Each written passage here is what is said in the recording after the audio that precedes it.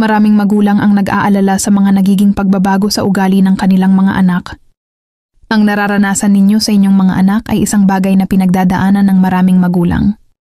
Ang pagiging mainitin ang ulo o iritable sa edad na ito ay karaniwan at mayroong ilang malalalim na dahilan sa likod nito. Ito ang mga posibleng dahilan kung bakit mainitin ang ulo ng inyong anak. 1. Ang perfect storm ng adolescence. Ang adolescence ay ang transitional na yugto ng paglaki at pag-unlad sa pagitan ng pagkabata at pagiging adulto. 2. Pagbabago sa utak o brain development. Ito po ang isa sa pinakamahalagang dahilan.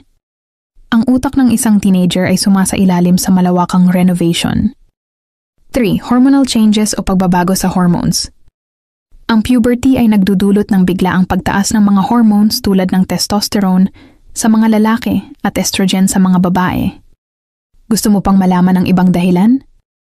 Panoorin ang buong video sa aming YouTube channel na may pamagat na "Mainitin ba ang ulo ng anak mo?"